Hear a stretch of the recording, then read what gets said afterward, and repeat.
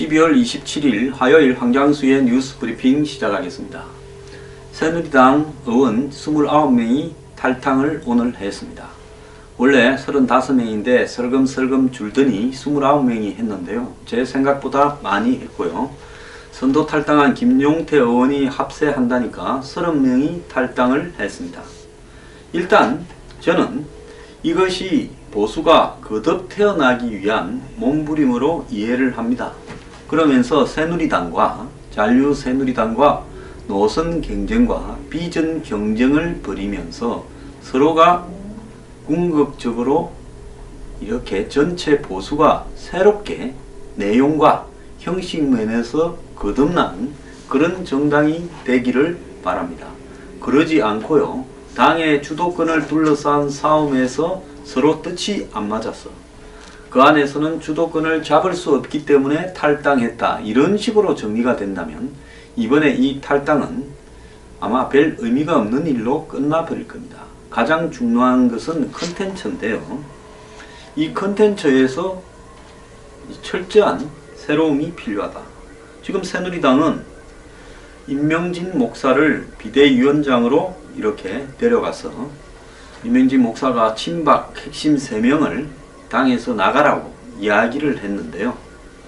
과연 그대로 관철될 수 있을 것인가는 저는 의문을 품고 있습니다. 임명진 목사 비대위 체제를 그 친박의 핵심들이 기획을 해서 그들이 또 정우택을 원내대표로 만들고 그렇게 해서 이렇게 모든 일이 지금까지 왔는데 굴러들어온 친박 핵심에 의해서 선택된 굴러들어온 돌이 친박 핵심을 당을 나가라, 정치를 그만둬라 한다면 과연 그 사람들이 그렇게 할 것인가?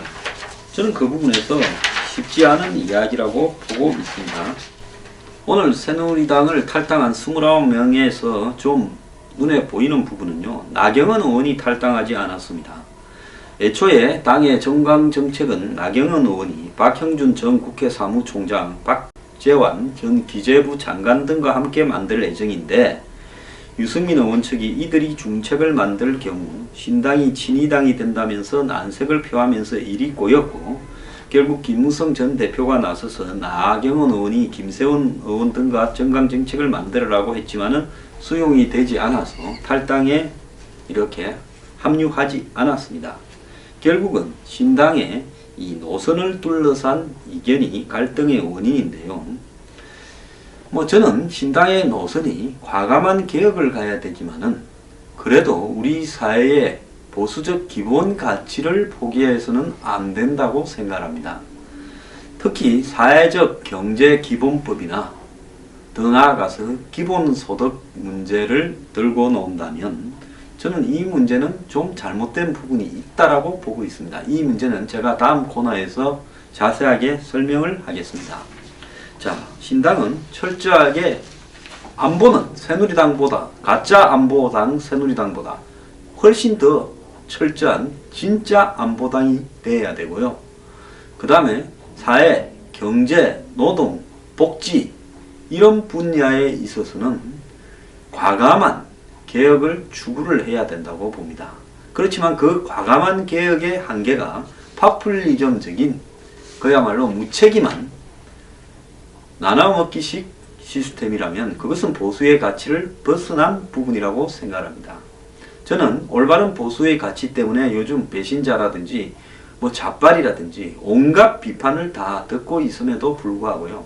방송에 가든 안 그러면 제 방송이든 어디에서든 저는 한결같은 이야기를 하려고 하고 있습니다.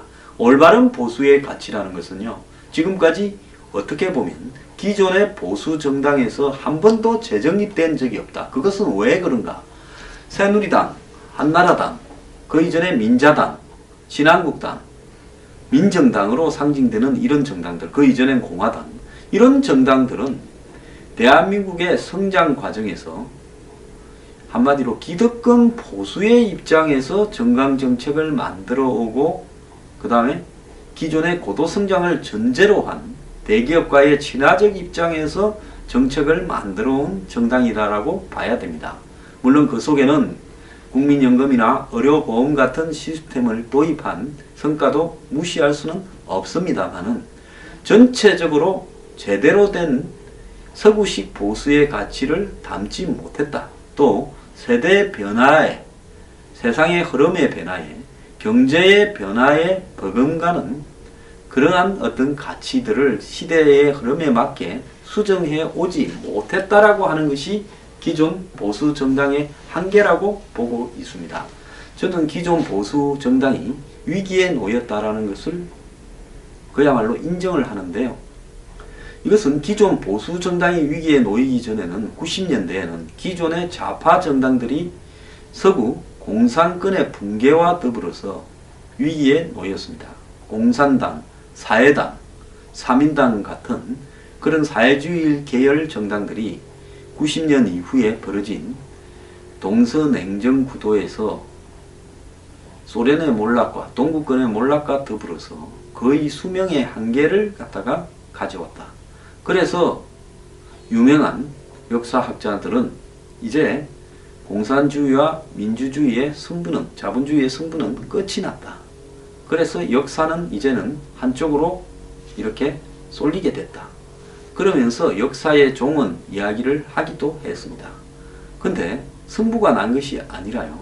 그 이후에 자본주의적 민주주의 형태가 지난 한 25년을 갖다가 끌어오면서 이 또한 궁극적인 대안이 될 수 있는가라는 측면에서 한계를 드러내고 있습니다. 저는 오늘날 세계가 맞이하고 있는 이런 정치 경제적 혼란은 2차 대전 이후 지속적으로 발전해왔던 현행 자본주의 시스템의 위기에 지금 놓였다. 그 위기의 본질은 기계화와 자동화, AI, 이 시스템화로 또 세계화로 상징되는 이런 지식산업의 발달과 글로벌리즘의 결과로서 신자유주의와 더불어서 고도 성장을 해왔지만은 이제 세계가 하나의 시장이 되고 IT 기술이 모든 일자리를 없애버리는 세상에서 저는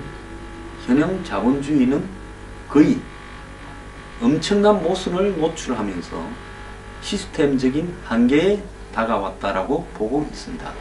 자본주의가 궁극적으로 다양한 모습으로 변화할 수 있다는 것, 그리고 자본이 중심이 되어서 무엇이든 존중받고 이렇게 노타치, 국가는 그것을 건드리지 못하는 것이 최상이다라고 생각해온 부분이 그것이 아니다라는 것이 지금 자본주의의 한계 속에서 여실히 나타나고 있습니다. 어떻게 여실히 나타나냐고요? 그것은 명백한 측면에서 드러나고 있습니다. 지금 왜 일자리가 없어집니까? 왜 우리가 과거에 7, 80년대 한국에 넘쳐나던 섬유라든지 고무 이런 어떤 분야들이 다 사라져 버렸는가? 기계도 지금 몇 개만 남고 다 사라졌습니다. 불과 한 5, 6년, 7, 8년 전까지만 해도 철강이나 조선은 오래 갈 것처럼 보였는데 이런 철강 조선뿐만 아니라 석유화학, 건설 이런 분야도 지금 한계에 도달하고 있습니다. 이런 산업의 한계가 이렇게 보이는 가장 큰 원인은요. 아까 말한 대로 딱 두 가지 원인입니다. 하나는 IT와 자동화, 다른 하나는 세계화의 후유증입니다. 그래서 자동화가 되고 그것이 AI, 인공지능까지 가는 어떤 세상, 그리고 세계가 하나의 시장이 되어서 상품과 자본, 노동이 자유롭게 이동하는 이 부분이요.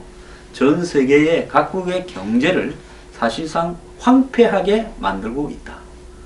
그야말로 비교 우위에 의한 무역이 모두에게 이익이 된다라는 것이 이제는 비교 우위에 의한 이득이 기존에 그렇게 경제학 원론의 본질처럼 보여졌는데 국가 간의 교역을 통해서 서로가 다 이득을 얻는다. 비교 열의에 있는 나라조차도 교역을 할 때는 하지 않을 때보다도 이득을 얻는다라는 것이 거짓으로 드러나고 있습니다. 두 나라 다 망가지고 있어요. 미국하고 중국이 다 망가지고 있어요. 그 다음에 기술의 발전은 결국은 산업혁명을 낳고 이노베이션을 낳아서 결국 엄청난 부가가치를 창조한다라고 이렇게 우리가 배워왔는데 문제는 부가가치가 창조되더라도 그 부가가치가 그 기술에다가 돈을 댄 사람이나 그 기술을 갖다 운영하는 회사의 CEO나 몇 사람에게 돌아가지, 그렇게 해서 창출된 어마어마한 부가가치가 골고루 분배되지 않는다는 겁니다. 그 다음에 노동과 괴리된 부가가치가 의미가 있는가 하는 부분입니다. 사회적으로요. 자, 한번 보십시오. 과거의 일들은 우리가 과거에 60년대, 70년대 공장에 가면 일부만 자동화되어 있었지 대부분은 사람 손으로 했습니다. 그때는 공장이 하나 들었으면 엄청난 일자리가 창출됩니다. 지금도 문제가 되는 최근에 태광의 박연차 회장이 베트남에 만 수천 명을 고용하고 있다. 자, 공장 하나 들었으면 만 수천 명이 먹고 살 돈이 생깁니다. 지금 한국에 어떤 공장이 들어서서 만 수천 명을 고용할 수 있겠습니까? 이제는 점점 고용되는 일자리들이 줄어들고 있고요. 그 다음에 그런 제조업에서 밀려난 일자리는 어디서?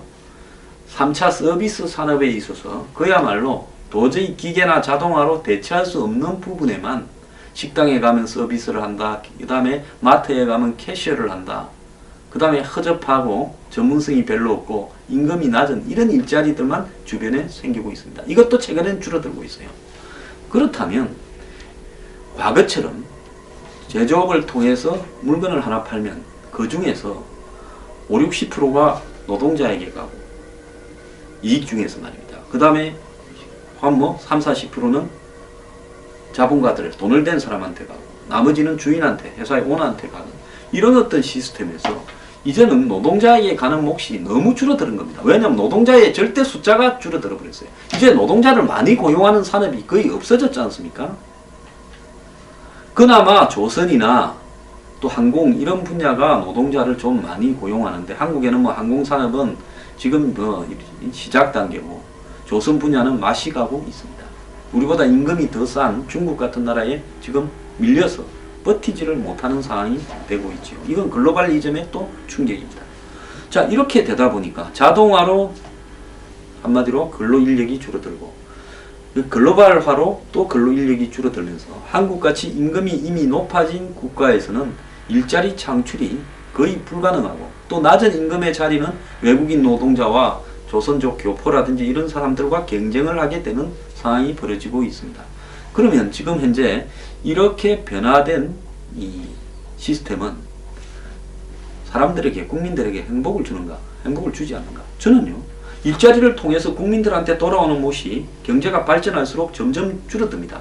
그러니까 경제의 발전과 이제 성장이라 말도 못 쓰겠어요. 전체 경제는 일부 분야는 IT라든지 일부 몇 개 분야는 성장하지만 나머지 분야는 침체되고 있고 그 다음에 경제의 이런 발전이 기술적 발전이나 이런 것들이 결국은 고용과 연결되지 못하는 영어로 말하면 디커플링이라는 부조화를 이루는 겁니다.